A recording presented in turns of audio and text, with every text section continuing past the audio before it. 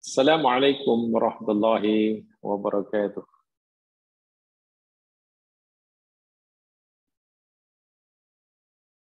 Alhamdulillahirabbil alamin. Wal 'aqibatu lil muttaqin. Wala udwana illa 'alal zalimin. Salatu wassalamu ala asyrafil anbiya wal mursalin. Nabiyina wa rasulina Muhammad sallallahu alaihi wasallam. Al-mab'uts rahmatan lil alamin.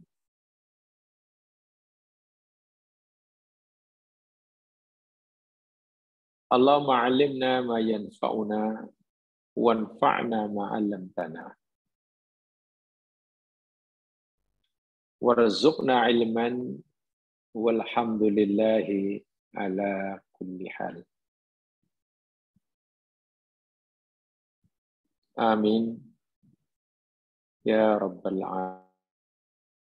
alamin.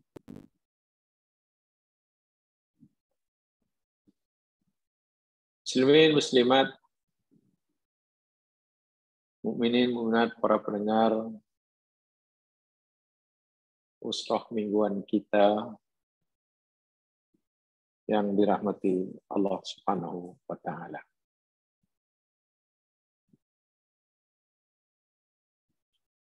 Kita panjatkan kesyukuran pada Allah Subhanahu wa taala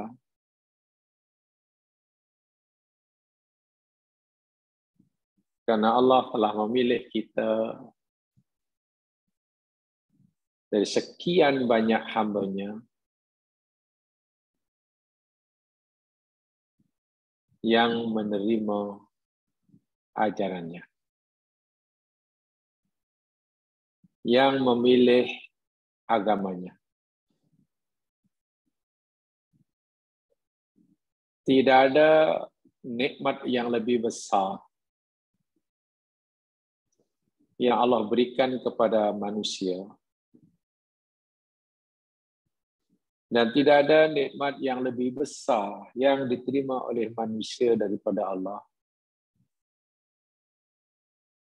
melebihi daripada nikmat iman dan nikmat Islam.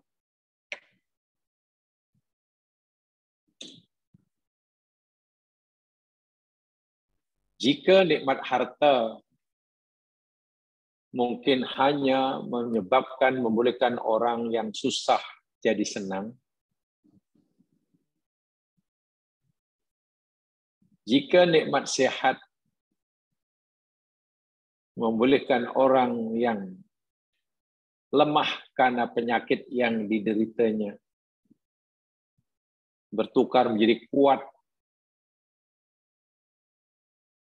sehat karena kesembuhannya. Jika nikmat jawatan, pangkat, kedudukan mungkin boleh mengubah gaya hidup seseorang di mata manusia,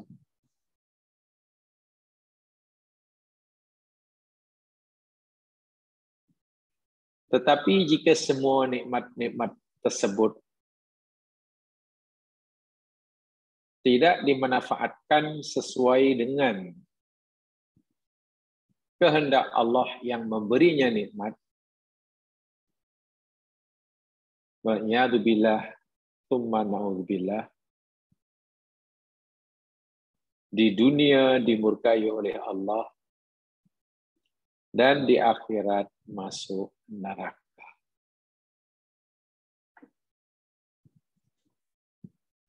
Atau dengan ayat mudah, nikmat apapun, nikmat sehat, nikmat pangkat, nikmat harta, nikmat kedudukan, nikmat jawatan, nikmat kepintaran, nikmat rumah, apa sajalah yang Allah berikan kepada hamba-Nya. Jika nikmat-nikmat yang banyak tadi tidak disertai dengan adanya nikmat iman dan Islam, Maknanya orang itu punya segala-galanya karena Allah bagi segala-galanya, tetapi dia tidak punya iman dan Islam. Waliyadzubillah.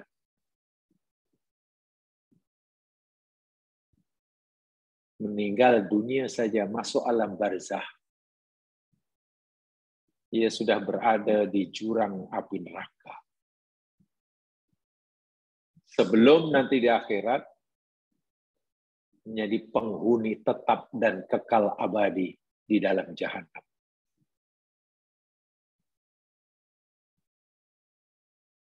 Berbeza dengan orang yang menerima nikmat iman dan Islam. Jika sekiranya selain dua nikmat ini, orang itu tidak ada. Dia hanya ada iman dan nikmat Islam. Karena nikmat harta Allah bagi sedikit. Jawatan Allah tak bagi. Kesehatan ya hanya jarang-jarang, lebih banyak sakitnya. Kesenangan hidup ya kadang-kadang lah, karena lebih banyak susahnya. Rumah apatah lagi. Nasi pindah randah bukan karena tak mampu menyewa, tapi pindah randah karena dihalau dan diusir. Karena mungkin dia duduk di tanah haram. Rumah haram maksudnya, bukan tanah haram di Mekah. Tetapi jika orang ini tetap berpegang, mempertahankan nikmat iman dan Islam hingga mati, subhanallah. Begitu masuk alam kubur, dia sudah berada di taman surga.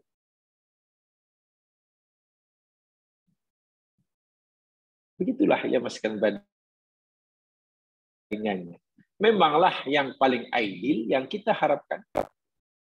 Pertama, Allah beri kita kenikmat iman dan Islam, dan kita mohon agar Allah beri kepada kita nikmat-nikmatnya yang lain. Itu yang ideal.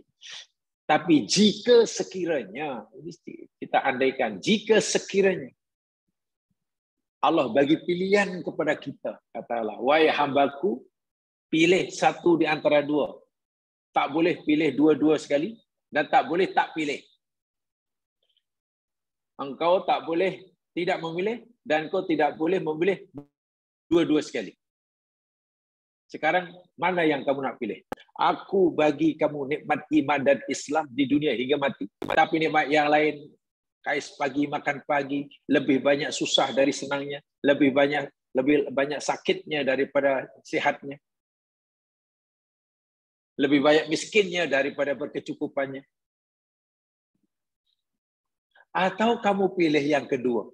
Aku bagi kamu segala-galanya. Sehat tak pernah sakit, senang tak pernah susah, kaya tak pernah miskin. Jawatan saya naik, tak pernah turun, apalagi dibuang kerja. Tetapi nikmat iman dan Islam, aku tak berikan pada kamu. Kamu tak. Katakanlah kita disuruh buat pilihan itu. Orang yang bijak pasti akan memilih, ya Allah, berikan kepada hambamu ini nikmat iman dan Islam.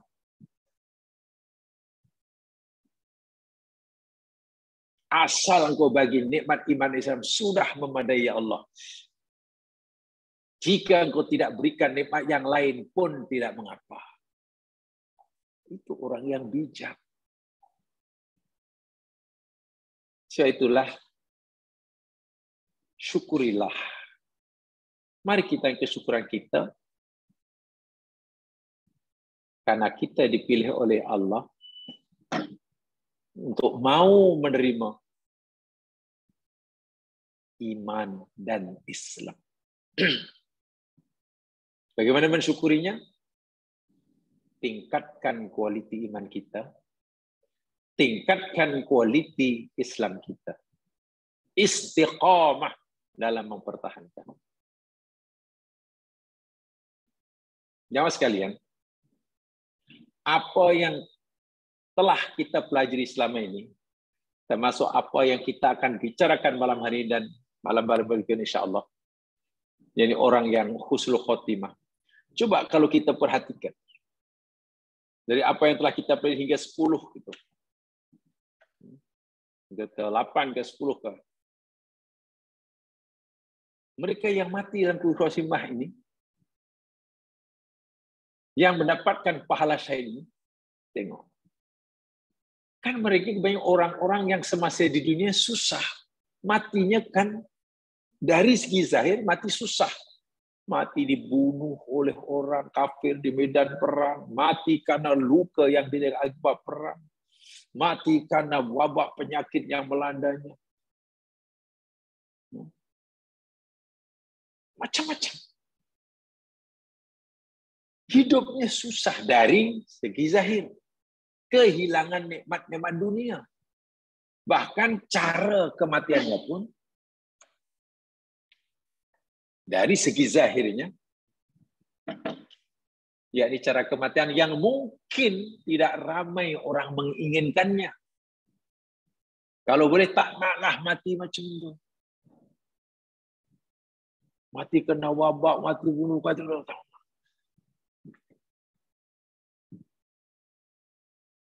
tapi karena mereka ini punya iman, punya Islam hingga saat-saat akhir, kehidupan di masa dunia seakan-akan susah.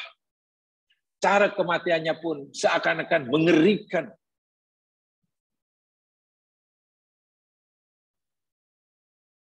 Masuk alam barzah. Berada di taman surga. Dan seterusnya. Itu sebenarnya husnul khotimah. Itu husnul khotimah. Yang kita pelajari memang adalah Nabi Sulaiman kaya raya, raja, senang lenang hidupnya. Dan matinya husnul khotimah memanglah ideal, sangat ideal sekali. Dua-dua dapat. Coba yang kita pelajari. Bahkan yang terakhir yang kita pelajari mati karena wabak penyakit. Sangat menyakitkan, mungkin berhari-hari menderita. Luar biasa sakitnya. Tapi karena imannya, Allahu Akbar. Sakit yang menimpa dirinya. Penghapus bagi dosanya. Meningkatkan makom dan darjahnya. Sehingga ketika nyawa berpisah daripadanya, dosa telah hilang. Atau mungkin telah berkurang banyak. Makom, darjah telah naik. Saat itu pula ia berpindah daripada alam dunia ke alam barzah. Bukankah itu kematian yang sangat mulia di sisi Allah? Mari kita pelajari yang berikutnya. Yang ke-8 dan ke-9. Dan ini mungkin saya terangkan yang satu sahaja. Yang ke-8 dan ke-9, coba lihat notanya. Mereka yang mati kerana tenggelam, karena terkena, tertimbun, runtuhan bangunan, berdasarkan sabda Nabi Sallallahu Alaihi Wasallam. Hadis sahih, sabda Nabi, as-syuhada'u khamsatun al-mat'un wal-mabtun wal-gharaq sahibul hadmi wasyahid bisabillah. Sebagian telah kita jelaskan di atas. Syuhada itu, kata Nabi, ada 5 yang mati karena wabak taun, sakit perut, tenggelam, terkena runtuhan, tertimbus bangunan yang runtuh pokoknya. Dan syahid di jalan Allah Subhanahu wa Ta'ala. Baik. Saya ingin garis 2. Yakni yang mati tenggelam, mungkin karena tsunami, banjir besar, taufan.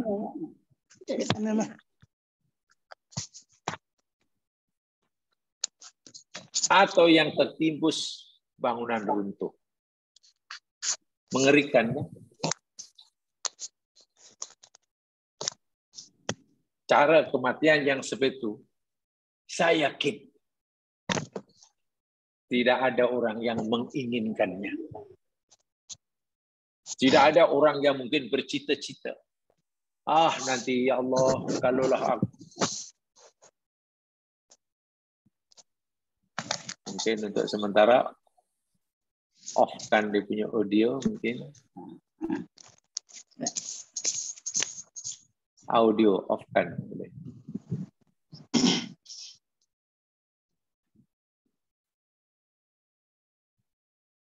Ya, saya ulangi. Mati lemas, tenggelam. Karena banjir, karena tsunami. Atau mati karena tertimbun, terhempap, pokok tanah runtuh, kondominium yang roboh.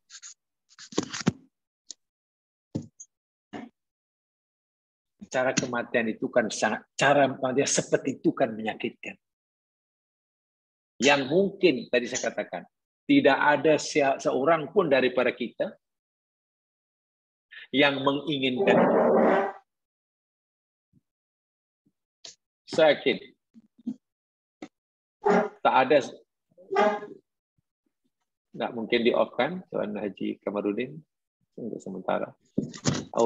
Audionya off kan.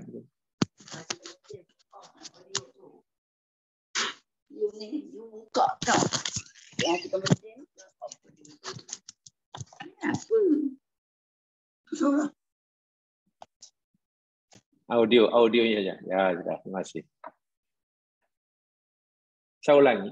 Saya yakin tidak ada orang yang mengharapkan, menginginkan, apalagi berdoa pada Allah, ya Allah, ya Tuhanku, nanti bila ajalku telah tiba, ya Allah, pastikan ya Allah kematianku nanti yakni karena terkena hanyut dalam banjir banyak. Tak ada. Ya Allah, aku mohon padamu ya Allah, kabulkanlah ya Allah permohonanku. Bila tiba ajalku nanti ya Allah, matikanlah aku karena dihempap bangunan ke tembok runtuh, atau dihempap jambatan yang runtuh. Tak ada kan? Ya karena kematian itu sangat menyakitkan, mengerikan. Tapi tengok, justru cara kematian yang mengerikan, yang menyakitkan dari segi zahir, jadi asbab orang itu mati syahid atau orang itu mati husnul khotimah. Karena iman yang ada pada dirinya. Sebab kalau dimpak bangunan, jangankan dimpak bangunan, tak dimpak bangunan pun, mati karena demam panas sekalipun, di bilik aircon sekalipun, bila tak ada iman, ya tetap sajalah su'ul khotimah.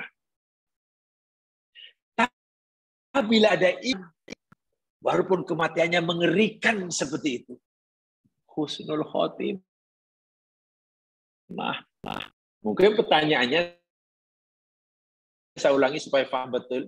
Kalaulah kematian itu kematian husnul khotimah, bermakna Allah suka pada orang itu. Kenapa Allah pilihkan cara kematiannya dengan cara yang menyakitkan? Jika Allah menyayangi hamba tersebut, yakni karena ia mati dan karena husnul khotimah, mana Allah sayangnya.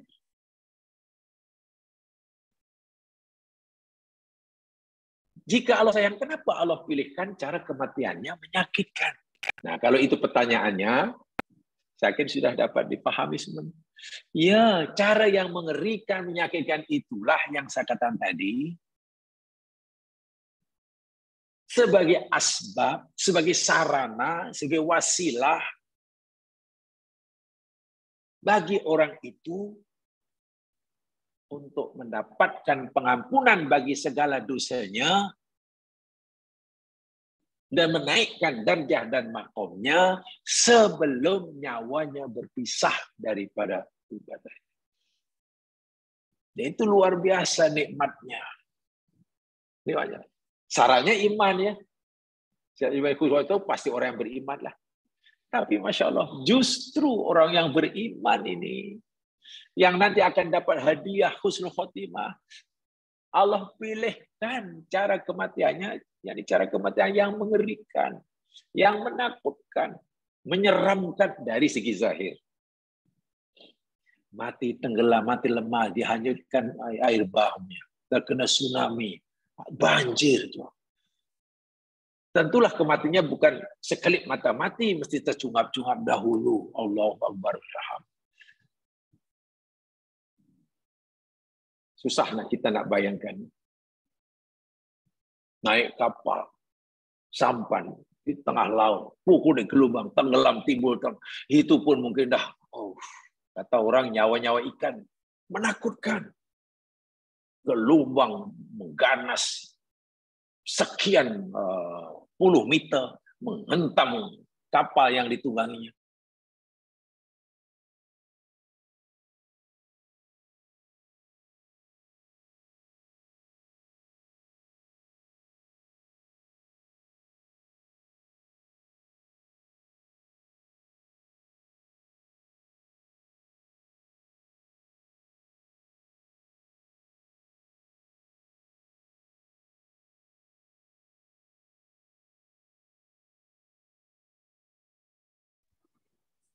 Suara tak dengar, Ustaz.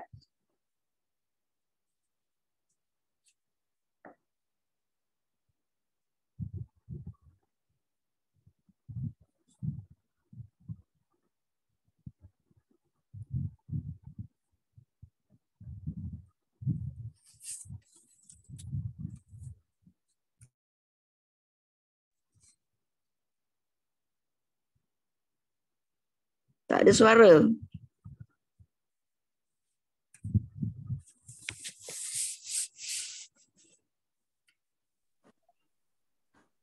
Halo? Halo. Okey. Ya, boleh dengar?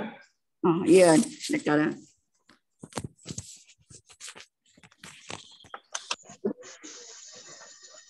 Lain kurang baik. Lain kurang baik. Betul. Ini okay. Sorry. Pasal ini hanya pakai hotspot.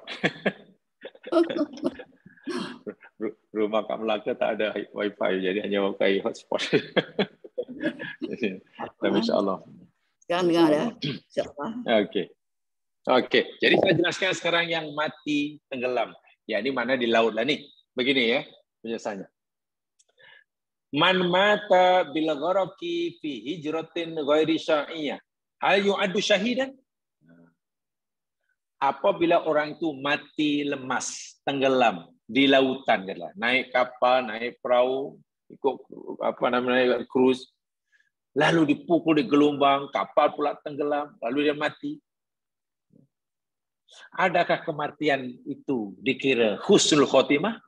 Dikira mati syahid? Dikira mati syahid? Jamaah sekalian, berdasarkan hadis yang dibaca tadi, gharaq, ya iyalah. Ya, orang yang mati lemas dihanyutkan air bah, mati syahid, husnul khotimah, betul. Itu jawaban pertama.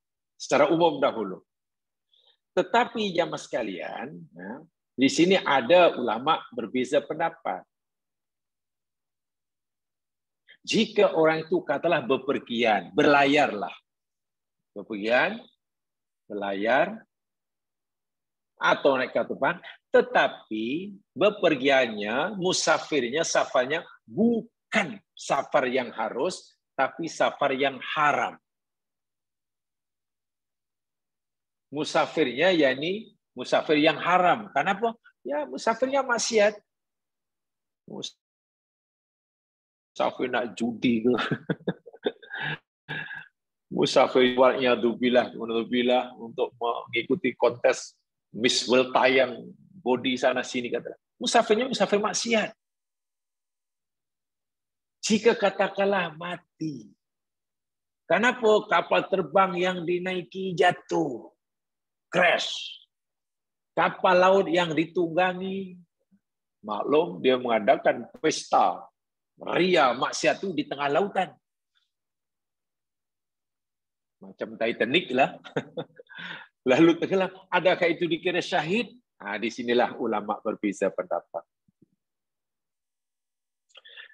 Pendapat yang pertama, yakni berpegang pada hadis Nabi yang sifatnya umum itu, yakni orang termasuk syahid, yakni al-gharq atau al-gharik.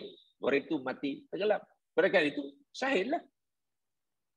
Itu pendapat yang pertama, tapi minoriti. Tapi jumhur berpendapat jawab sekalian begini. Sebab yang pertama ini mengambil kira asal orang itu musafir. Mau musafir maksiat ke, musafir harus ke, tiba-tiba kendaraan yang ditunggangi sama ada kapal terbang yang dinaiki atau kapal laut yang ditunggangi tenggelam, jatuh dan mati. Satu mati berkecai di hutan karena jatuhnya kapal di hutan, yang satu pula ditelan ikan paus di laut. Bahkan hadis umum tadi dia syahid. Tetapi jamaah sekalian, ada pendapat kedua dan ini lebih adil, namanya lebih fikhi yang kedua ini. Amma man rakiba al-bahra asyan. Adapun orang yang bepergian. Bepergiannya itu sama ada naik kapal di laut atau naik kapal terbang, tetapi tujuan musafir itu asyan. Maksiat. Tujuan musafirnya untuk melakukan maksiat. Sama untuk judi ke. Untuk pada urusan perniagaan karena dia nak buat perjanjian, persefahaman, kontrak sekian ratus juta. Kontrak itu. Dapat? Oh iya, untuk supply minuman arak. Minuman keras, arak, dan sejenisnya. Kan itu safarnya itu safar yang haram. Bagaimana jika kapal terbang ini itu crash dan mati? Kapal di laut yang dikira tenggelam mati. Nah, pendapat yang kuat jemaah sekalian, fa innahu la yu'addu syahidan. Jika orang itu mati karena itu tidak dikira syahid. Sebab yang dikira syahid yang husnul khatimah itu orang yang mati dalam keadaan tidak melakukan maksiat. Orang yang mati sedangkan ia sedang melakukan maksiat atau sedang berada maksiat, cara kematian yang macam mana sekalipun tidak dikira mati syahid, tidak dikira husnul khotimah. Dan apanya ini yang banyak dipegangi oleh ulama. Jadi syaratnya orang yang mati lemas, mati atau sadar naik kapal terbang dan jatuh itu, jadi orang yang dalam keadaan baik. Semasa nyawa keluar dari badannya, ia tidak sedang maksiat kepada Allah. Orang yang keluar rumah, katalah, daripada Kuala Lumpur, nak pergi ke Europe umpamanya. Niatnya tadi, musafir tadi untuk safar yang maksiat ya, yang haram ya. Ya karena mungkin nak sedang menaiki perjanjian kerjasama untuk buat kasino umpamanya atau untuk apa, maka matinya tidaklah syahid. Karena perjalanan daripada Kuala Lumpur ke destinasi yang dituju di barat itu perjalanan maksiat. Wa'iyadzubillah tumanzubillah. Sebab itulah Imam Ibnu Taimiyah pernah ditanya. An rajulin raqibal bahra litijara fagharib. Ada orang tanya pada Syekh Imam Ibnu Taimiyah, "Wahai Tuan Syekh, apa pendapat Tuan bila ada seseorang menunggang kapal di laut, kemudian jauh untuk melakukan perniagaan, menjalankan perniagaannya. Lalu kapal yang tuang itu tenggelam di laut, mati lemas. Hadis Nabi kata, al-gharik termasuk syahid. Ini macam mana? Apa kata Ibnu Taimiyah? Naam, mata syahidan. Mata syahidan, ya, dia mati syahid. Idza lam yakun asyan birukubihi. apabila perjalanan naik kapal yang untuk yang perniagaan tadi bukan untuk maksiat. Makna perniagaan yang sedang diuruskan, diusahakan itu bukan perniagaan yang haram. Kalau dia sedang melakukan perniagaan yang haram, perjalanannya pun haram, ketika mati, makna dia sedang melakukan benda yang haram. Walaupun matinya mati gharq, tenggelam, lemas, yakni tidak dikira la yu'addu syahidan, tidak dikira mati syahid. Wa rukubuhul bahra litijarah jaiz idza ulwa alaihi salam. Orang berpergian sama ada menumpang kapal atau naik kapal terbang, ya haruslah boleh jika ia yakin bahwa kapal yang dinaiki, kendaraan yang itu adalah selamat. Wa amma biduni dzalik falaisa lahu ayar kabri tijarah. Tapi jika kita yang nak naik kendaraan tadi, naik sampan ke, naik kapal ke, naik perahu ke, naik kapal terbang,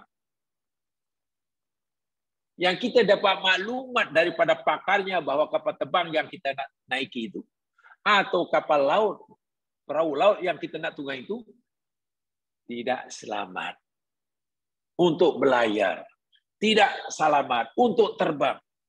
Tapi kita terbang juga dan ternyata memang tak selamat. Semua pakar, semua engineer penerbangan kata, kapal ini tak layak terbang. Oh, kapal ini tak layak belayar karena banyak masalah. Kemungkinan selamat nipis. Oh, kita naik juga karena tambang murah banyak. Tambang murah. Kata Mutamiyah, bila orang yang nak menumpang kendaraan yang dia sebenarnya sudah diyakinkan yang dia tidak selamat ditunggangi, naik juga dan kemudian mati, maka tidak dikira mati syahid. Kenapa? Karena seakan-akan orang itu,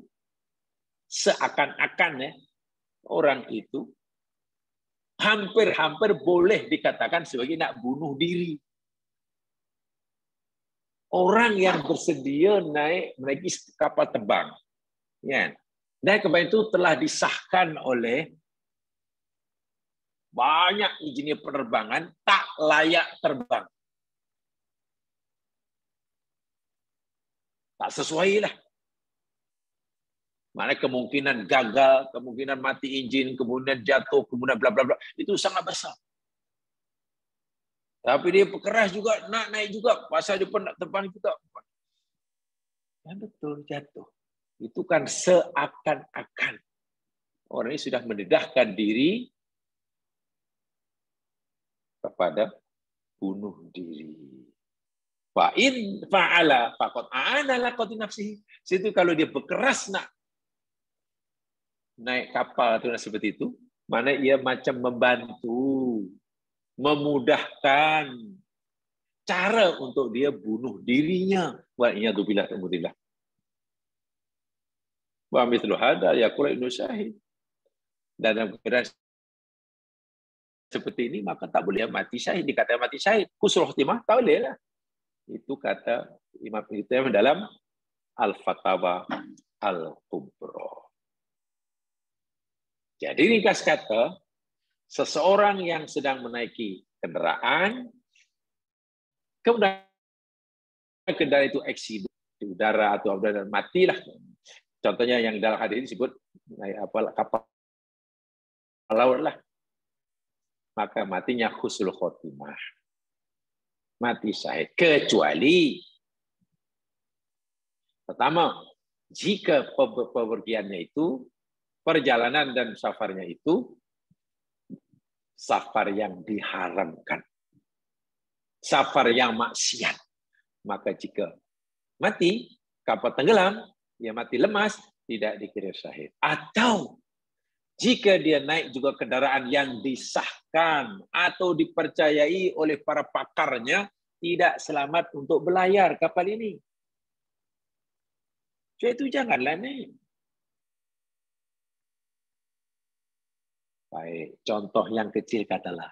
Ada kapal, perahu, sampan lah katakanlah. Sampai itu sebenarnya ya ukuran biasa muatannya hanya boleh mengangkut 20 orang lah.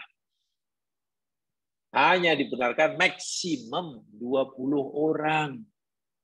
Itu maksimum. Namanya kapal kecil. Itu kapal untuk seludupan orang. Tiba-tiba disobat bukan 20 orang, dimasukkan sampai 90 orang. Tanyalah pakar laut. Kalau kita tanyalah pokoknya saintis Archimedes sekalipun, dia akan kata kapal ini tak selamat, bukan kapal yang tak elok.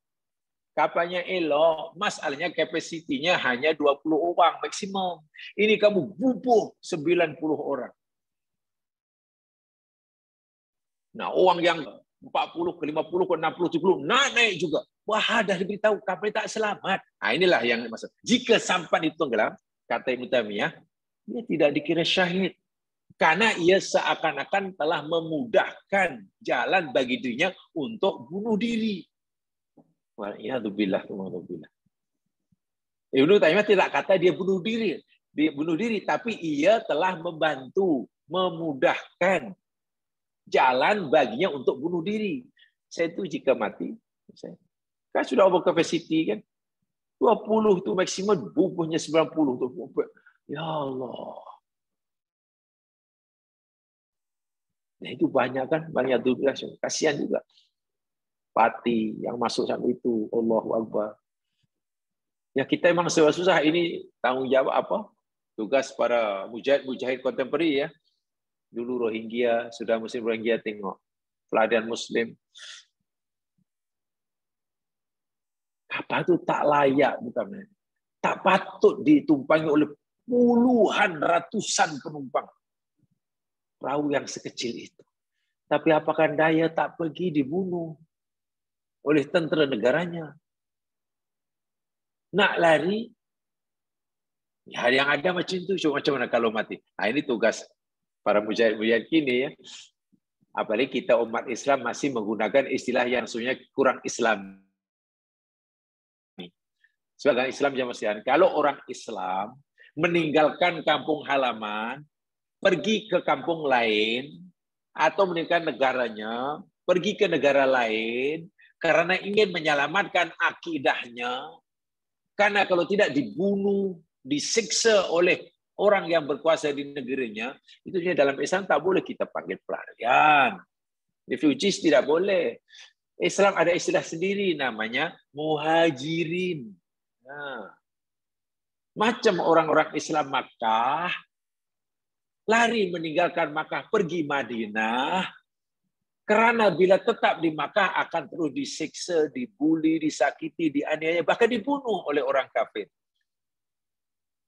Maka orang Islam lari ke Madinah tak boleh dipanggil pelarian. Islam kata itu muhajirin. Dan orang Madinah wajib memperlakukannya, menolongnya, namanya ansor. Sebetulnya Islam kena punya istilah sendiri ini dalam menangani pelarian. Jadi kalau beda orang Islam dipanggil muhajirin, dan kita sebagai tuan rumah wajib ansor. Kita ni ansor. Tapi karena itu pelarian, akhirnya tengok. Karena kita dah cop ya segi pelarian, ya dia ada punya hak apa tu sebenarnya. Paling baik kita boleh makan supaya tak lapar itu aja lah. Tak boleh itu, tak boleh ini, tak boleh itu. Tapi coba kalau kita anggap, oh dia muhajirin dan kita ansor, Masya Allah. Saya yakin pasti Allah akan tolong umat. Ini pernah diamalkan sekali zaman sekarang, yang mengamalkan negara Turki. Yang cerita ini wakil Malaysia yang akan mengadakan persidangan dunia kata ini. Islam hendaklah melakukan pendekatan yang baru dalam menangani pelarian. Jangan gunakan pelarian. Banyak orang Syria yang lari ke Turki, di mana Muslim Turki tidak mengatakan ini pelarian, tapi ini muhajirin dan kami ansor. Sehingga mereka Masya Allah, ya dipenuhi segala keperluannya, makan, minum, kesehatan, pendidikan, seperti layaknya saudara Muslim. Mungkin kosnya tidak sedikit, tapi yang Turki kata, kan Allah yang suruh. Apa orang Ansor dahulu menjadi miskin karena menolong muhajirin? Tidak ada ceritanya. Tidak ada orang Islam membantu saudara Muslim yang susah jadi miskin, itu tidak ada. Dan itu sekarang diamalkan oleh negara Turki itu.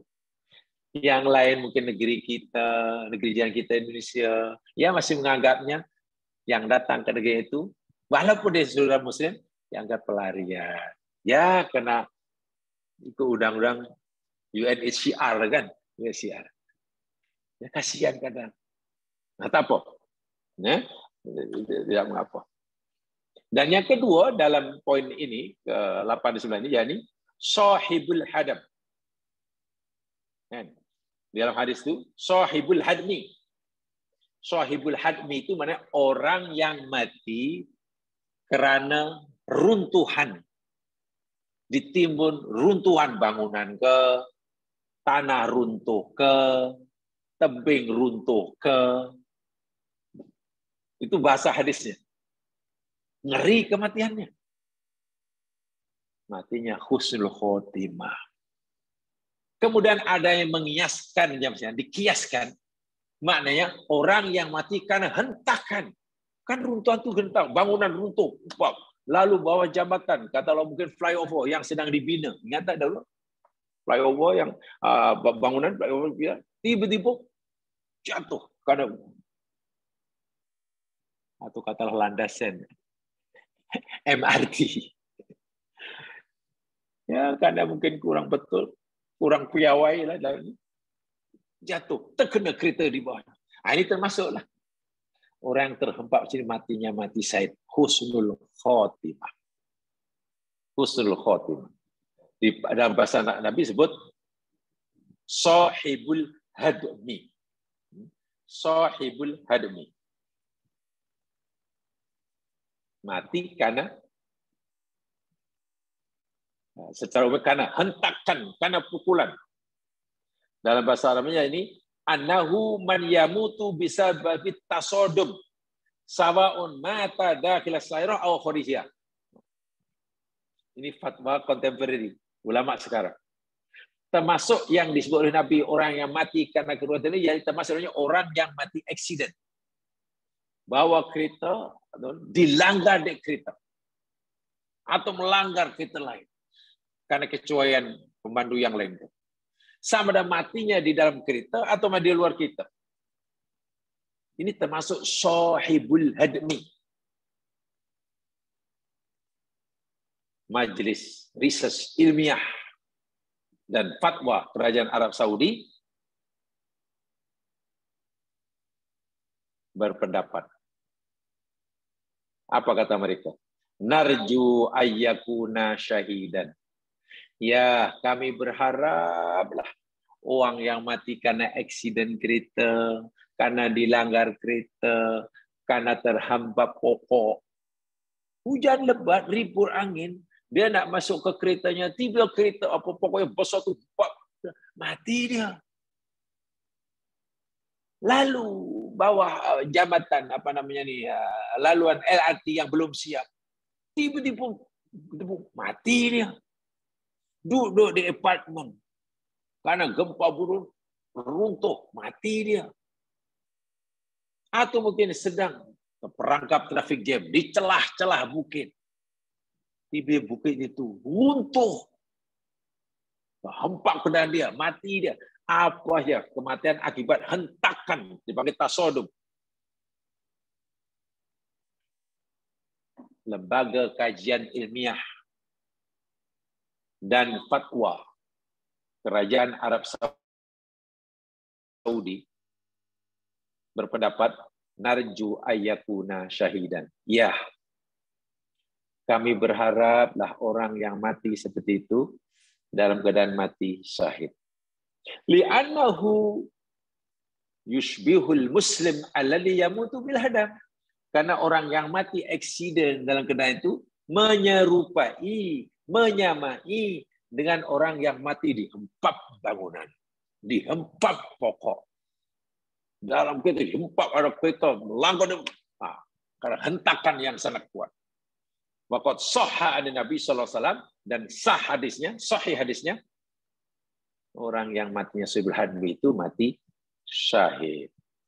Mafadlullahi wasi'. Ini kata apa? Lembaga research kajian ilmu Arab Saudi. Fadlullahi wasi'. Kurnia Allah itu sangat luas. Jadi kami berharap sangat.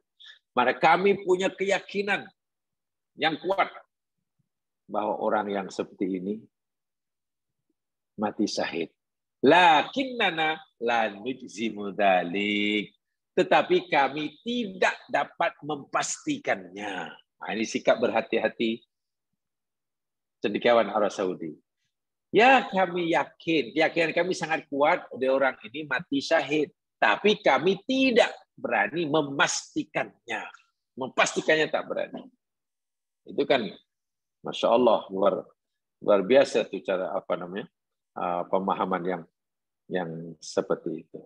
Ini sesuai jamaah sekalian, termasuk orang yang hadim al-hadmi apa namanya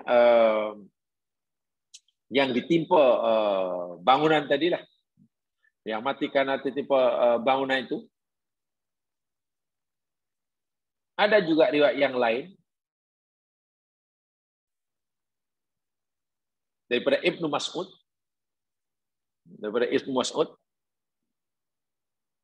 Dia berkata, man taradda min ru'usil jibal. Siapa saja yang tergolek panjat bukit, berbatu-batuan, panjat tinggi-tinggi, tiba jalan-jalan pula terpeleset, tergolek pula, terodok. Guling-guling, gulung-gulung dari atas bukit sampai ke bawah. Watakul husibah. Sampai bawah pula sudah menunggu rimau yang kelaparan. Wah, semasa golek itu pun sebenarnya sudah tidak bernyawa. Sampai kamu terus terkam. Sampai terus terkam rimau. Atau mungkin masa bergolek itu masih hidup. Sesuai di bawah, ngambil rimau. Wa yaqri fil bihar. Atau mungkin tenggelam, mati lemas dalam lautan.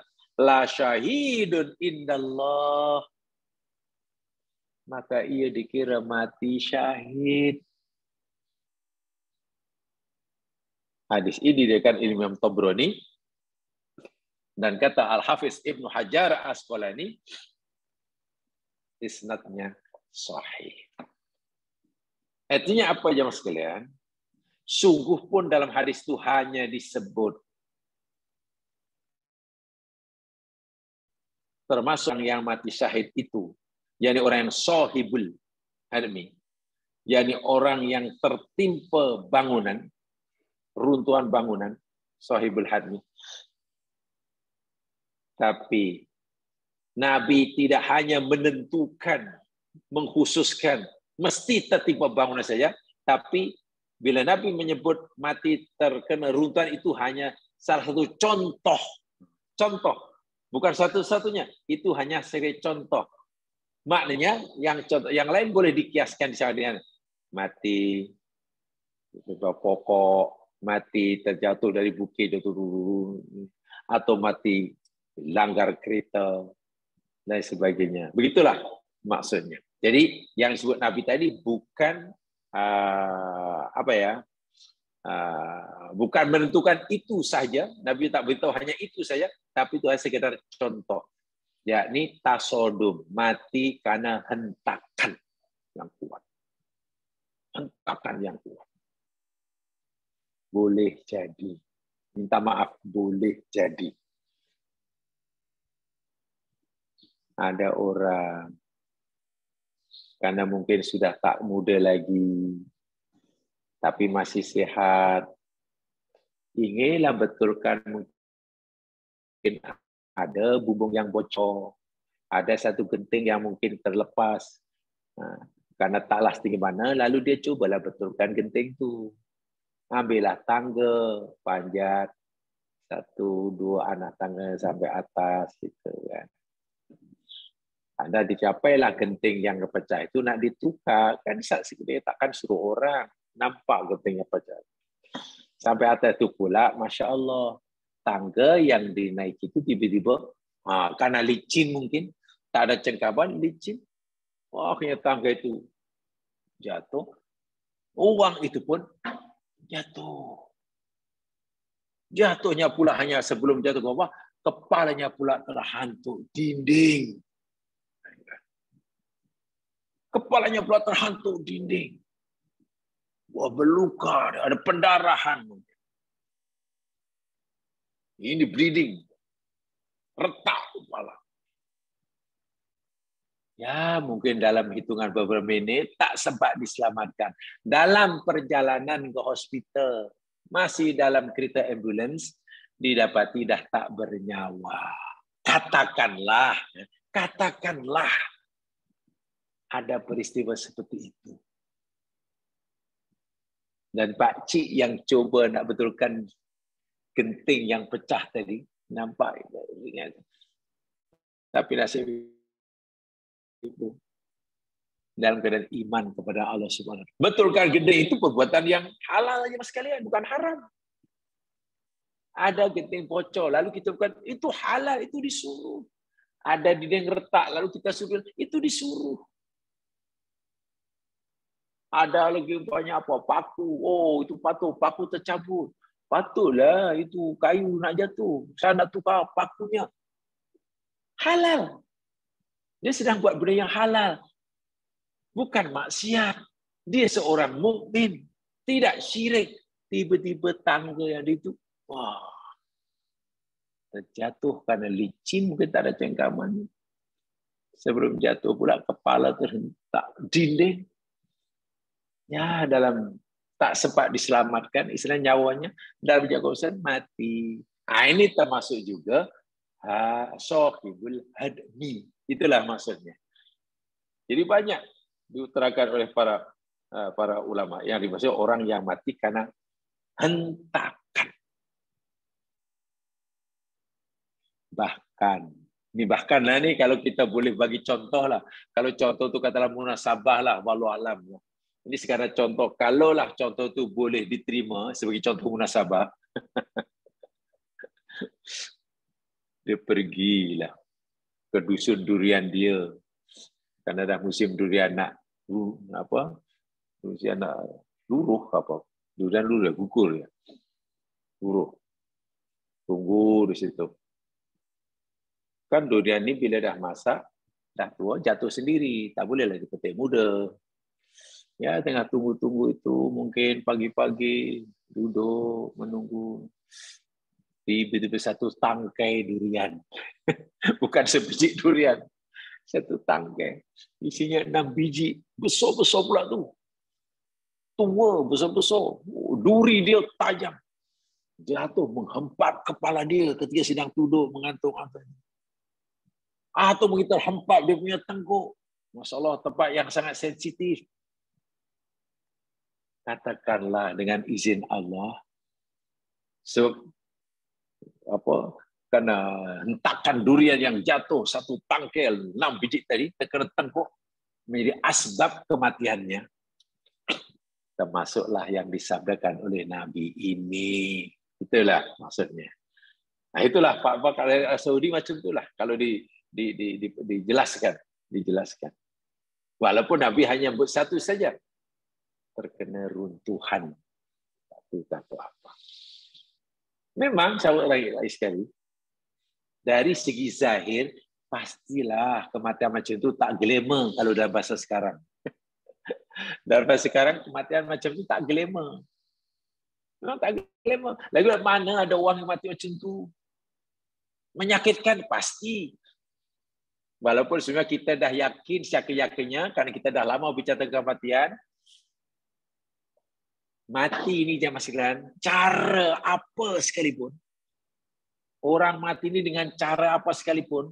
Ada yang mati kerana dibunuh, mati kerana diempak, mati karena penyakit, mati karena apa salah. Apa ya? Yang sebelum mati ada sakarat. Ini telah kita pelajari dahulu. Sebelum mati itu pasti seorang akan mengalami satu fase dipanggil sakarat. Sakarat itu maknanya sekarat lah, sakarat. Makna harfiahnya mabuk. Dari segi ilmiahnya, sakarat itu mana? Saat atau fase ketika seorang kehilangan kesadaran dirinya. Itu bagi sakarat. Fase atau masa ketika seseorang kehilangan kesadaran dirinya karena kematian. Kalau hilang kesadaran karena mungkin apa yang lain, bukan dipanggil sakarat. Dan itu sangat menyakitkan. Itu sabda Nabi sendiri. Allahi aina lisakarati limatilah sakarat. So kematian itu adalah sakarat dan sangatnya. Kalau Nabi SAW itu pun merasakan sakitnya sakarat karena tidak mati. Sedangkan kematian Nabi bukan dipukul, bukan tenggelam, bukan. Apatah lagi kita, itulah. Ya, kematian itu memang menyakitkan dengan cara apa sekalipun. Tak ada, itu hanya bahasa kita ya. Oh, alhamdulillah orang tu matinya senang lah. Langsung dia tak rasa sakit. Kita kata langsung dia tak rasa sakit. Macam kita yang merasa. Setiap orang mati itu pasti merasakan sakit, ya sekalian. Imam mukmin wa imam kafir pasti merasakan sakit. Yang membezakannya yakni kadar sakitnya, lama atau sekejapnya sakitnya. Itu yang membezakannya.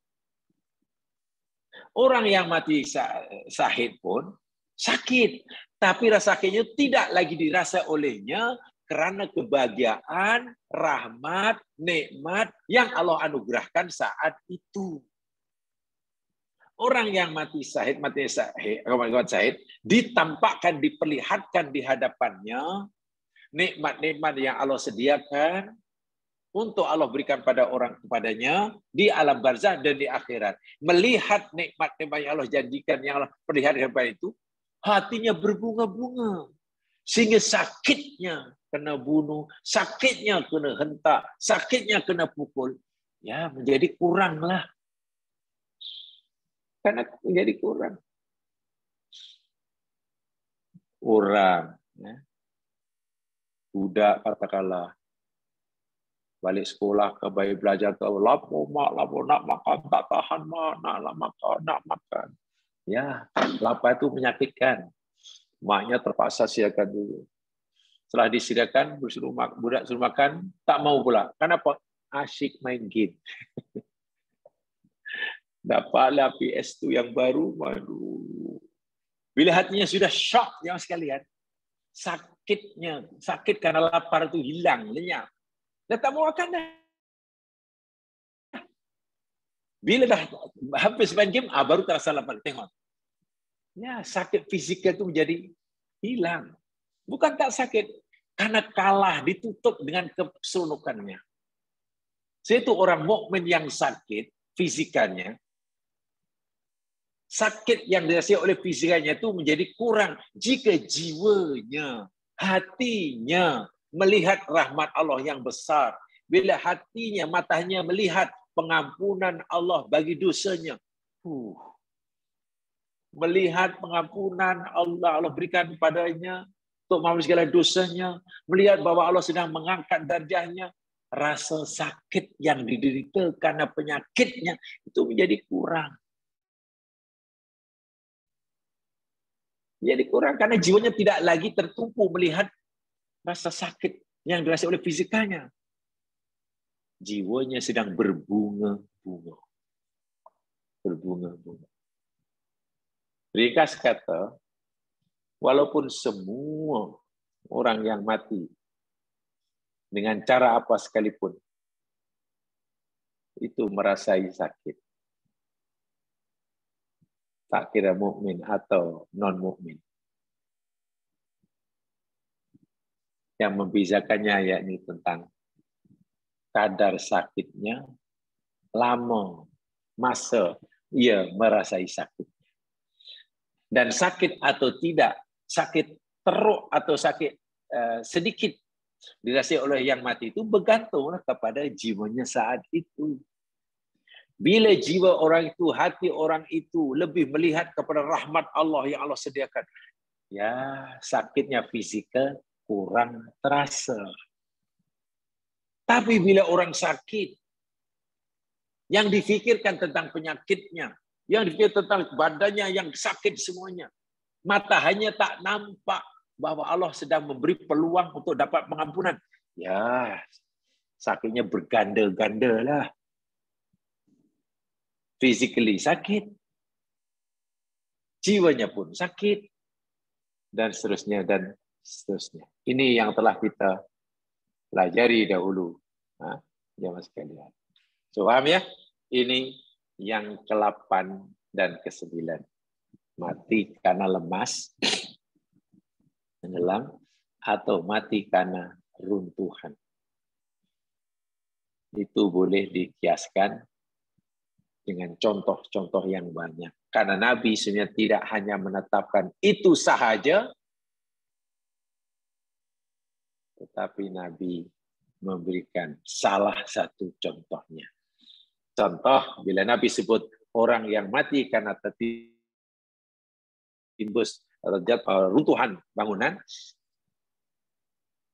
tidak bermakna itu sahaja, dia saja yang mati syahid atau khotimah, tapi orang mati accident pun termasuk juga. Begitulah. Orang yang hari naik tangga, hanya betulkan genting yang pecah, nak tukarlah, terjatuh pula tangganya, rubuh, lalu jatuh, sebelum jatuh kepala pula terhantuk. Masya Allah. Atau minta maaf sekali minta maaf, mudah-mudahan kita tak mengalaminya ya. Itu malu kalau bukan kita masih tak nak mati dalam cara segitu. Masuk bilik air. Ya, kalau maklumlah karena badan tak begitu sehat. Kurang saya lagi, mata pun tak begitu terang. Licin pula bilik air. Tiba-tiba situ pula ada sabun terpijak, lagi licin, melentang ke bilik air. Bukan hanya kakinya, lututnya yang sakit, belakangnya pun sakit, punggungnya sakit, kepalanya pula terhantuk dinding bilik air. Teruk juga sehingga tak sempat diselamatkan nyawanya, katakanlah. Faham? Bilik air itu nak wudu tu, nak solat tu. Dan perjalanan pun ingat solat, ingat Allah. Mati ketika dalam keadaan melakukan amal soleh. Allahu Akbar. Dan Allah pilihkan cara kematiannya. Terpeleset di bilik air dan mati. Kalau kita melihatnya dengan kacamata agama, ini kematian yang mulia ini. Allah pilihkan cara mati yang paling mulia ini. Sebab itu husnul khotimah. Tapi kalau kita pandang dia nilai daripada kacamata dunia, mungkin Allah kasihannya lah pakcik itu. Aduh. Dia itu orang yang senang lah ini.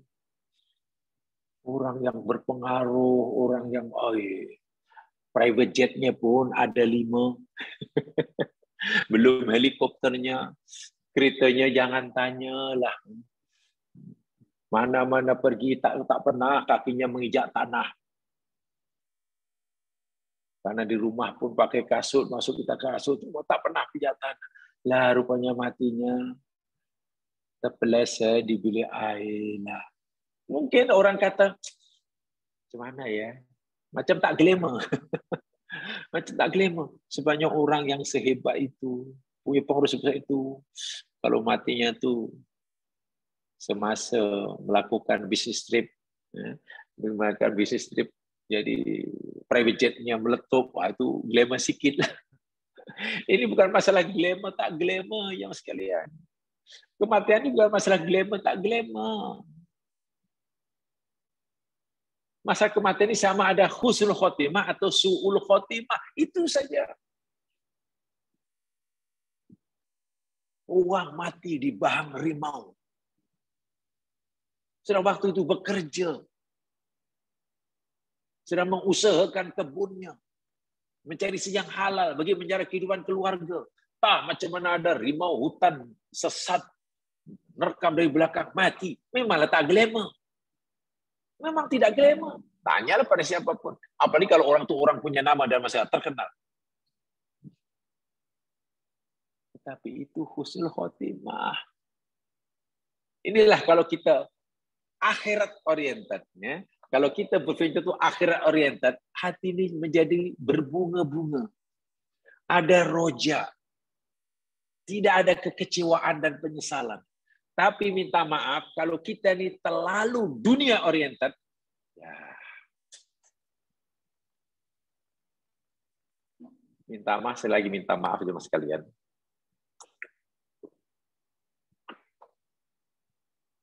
Saya tidak cerita kepada siapa, sama ada hidup ataupun mati. Tapi ini realiti dan kehidupan. Coba kalau kita fikir, ini menurut kepada kita orang Islam ya maksudnya. Menurut kepada kita orang Islam. Dan kita wajib yakin. Orang yang musyrik dan mati dalam keadaan masih musyrik, tempat di neraka. Ini keyakinan kita. Quran kata, hadis kata. Orang yang musyrik menunjukkan Allah. Hingga mati masih dalam keadaan musyrik. Matinya setimah, tempatnya di neraka di akhirat. Itu jelas itu.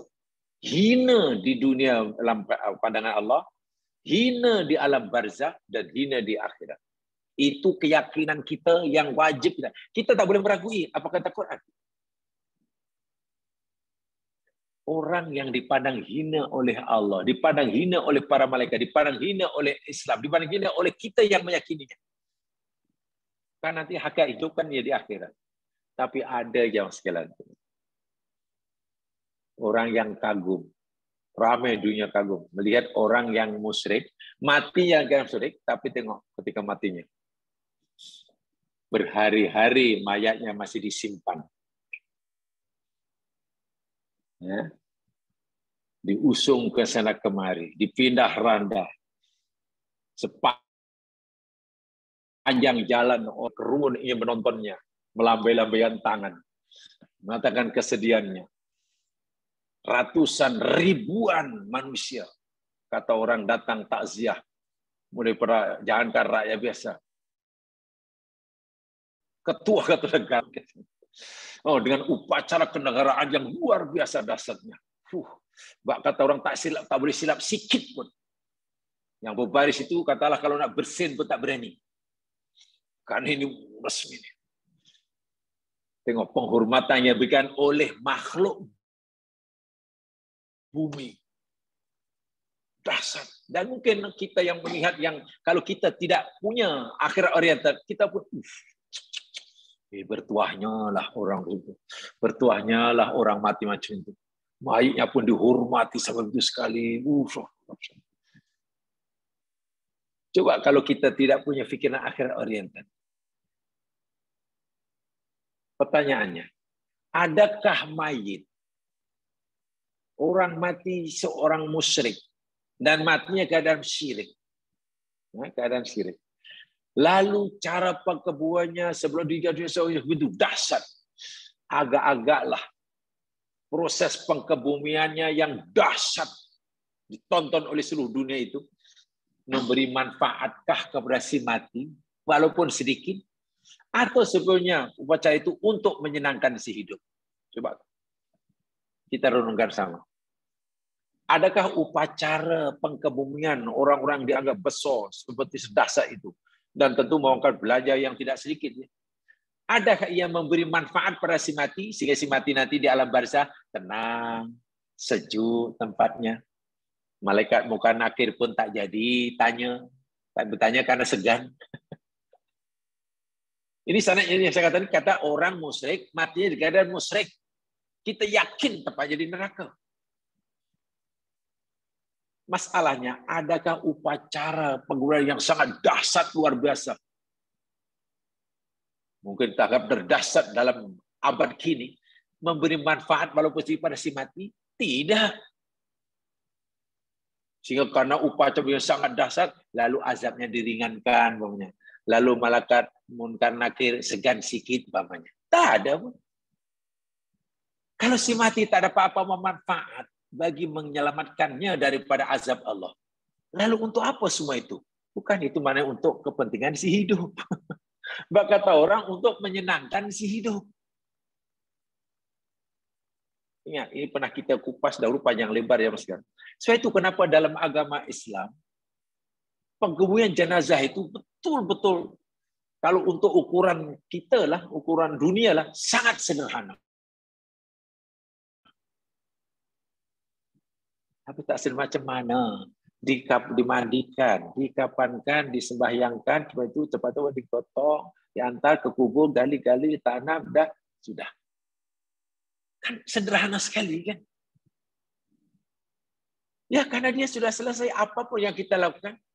Itu kan hanya untuk memuaskan hidup. Ada pun kita kena buat ini, kena buat itu. Itu kan untuk memuaskan hidup. Sebab itu tengok dalam Islam. Kuburan kan tidak boleh dibangun. Kalau orang katalah membina, mana buat bangunan di atas kubur. Wow, bangunan megah. Habis sekian juta ringgit. Dengan marmer yang diimport. Termah dari Italia. Siap dengan ekor. Siap dengan kediliannya. Siap dengan bla bla bla. Memanglah, kagumlah kuburnya karena dibina bangunan yang megah. Itu memberi manfaat pada si mati kah? Atau hanya untuk memuaskan hati si hidup?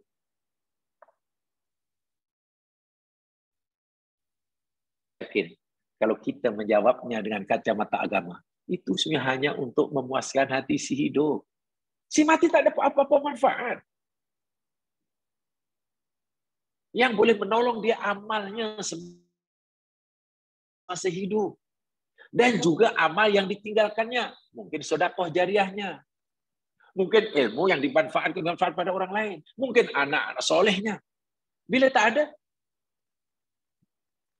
itu kan untuk memuaskan hati si hidup. Akhirnya tengok si hidup. Bila akhirnya ziarah, suatu ziarah. Wow, seronok hati. Oh, seronok lah. Kuburnya seronok, cantik. Orang lain pun, di kubur itu kalau ziarah mungkin kagumnya. Bertua ya orang tu. Kuburnya cantik. Kubur atuk saya, ya Allah, macam ini aja. Tentulah kubur dia sejuk di alam barzah. Kan di atasnya ada bangunan yang berekon. Ya kubur atuk saya panahnya. Kenapa kita berpikir begitu tentang alam barzah? Inilah karena kesilapan berpikir akhirnya. Ya, pahaman kita terhadap barzah hingga bila-bila. Hingga bila-bila. Susah nak betul. Kita sentiasa punya pahaman yang salah tentang barzah. Karena macam itu cara kita melihatnya. Ini sebab itu Nabi kata, jangan bangun, jangan ada bangunan. Bila Nabi larang buat bangunan itu kan mana? Itu tak beri manfaat pada si matilah, itu hanya untuk memuaskan kamu yang hidup. Dan kepuasan itu pun bukan kepuasan rohani apa? Kepuasan hawa nafsu. Dalam bahasa Arab dipanggil haddun nafsi. Itu nafsunya yang menuntut, bukan imannya. Iman tidak pernah menyuruh kita untuk buatlah bangunan cantik-cantik di atas kubur orang tuamu. Tak ada. Iman kita selemah apapun tak akan menyuruh benda itu. Kalau tergerak hati nak membuatnya juga, itu bukan bisikan iman. Itu bisikan hawa nafsu. Hadun nafsi. Nah, nak memahamkan poin yang penting sebenarnya sangat susah. Demikian juga ketika melihat kematian tadi akhirnya. Melihat orang yang mati tertimbus, yang mati mengerikan sekali. Tapi orang tu mati senanglah, matinya di rumahnya. Keluarganya, anaknya, istrinya pas hidupnya, cucunya pun waktu itu ada semuanya. Mendekatinya dan melihat, menyaksikan hingga saat-saat hembusan nafas yang terakhir. Ya seakan-akan seronok kan. Sangat seronok dan semua dokter yang pakar telah berusaha menyelamatkannya. Kan rasa seronok. Mesti bukan sembarang dokter. Semua dokter pakar dan bukan seorang. Biliknya bukan bilik sembarangan. Kan dari segi zahir kan seronok. Tapi coba bandingkan dengan yang orang yang Nabi katakan matinya husnul khotimah. Dengan cara kematian yang seperti itu. Jauhnya masuk misalnya. Dahulu pernah saya bagi contoh. Bila katalah sekarang katalah ada rekaman lah, katalah ada rekaman, ada video masuk YouTube katakanlah. Kita tengok video dalam YouTube ada kematian pertama, wah, tikam dari bawah. Dengan tikaman tembus ke dadanya. Tumbang orang ini. Disiak-siak dan dilapah-lapah. Di tempat yang sangat gersang panas. Ngeri sekali nasib jasadnya. Tengok kematian si B. Wah, mati di rumahnya. Ada anak-anaknya. Ya, nampak tenang.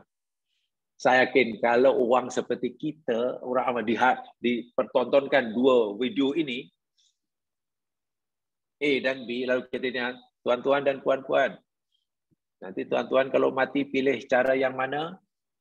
Nak pilih cara yang macam video A itu ke, yang disiap-siap, tikam, tumbang, lapah-lapah, atau yang macam B itu, yang di rumah dia ada. Mungkin kita seputakan, oh siapa boleh ikut macam yang kedua tu. Macam kedua tu. Itu tenang matinya. Mungkin hati kita akan kata itu. Dan itu wajarlah karena kita melihat yang zahir. Tapi setelah diberitahu, tuan-tuan dan puan-puan, video A tadi, pertama tadi, yang puan-puan tonton tadi, yang mati ditikam dari bawah, tumbang, disiap-siap. Itu adalah Hamzah bin Abdul Muttalib. Bapa saudara Rasulullah. Yang mendapat gelaran Asadullah. Ia mati syahid. Dosanya telah terampun bermula pada titisan darahnya yang pertama. Bermacam-macam kelebihan yang Allah berikan padanya karena dia mati syahid. Masuk surga tanpa hisab, tuan-tuan. Itu Hamzah. Yang B itu, video B itu saudara Hamzah, namanya Abu Lahab bin Abdul Muttalib. Dari segi zahir nampaknya cara matinya mudah, senang. Ditunggu oleh anak-anaknya.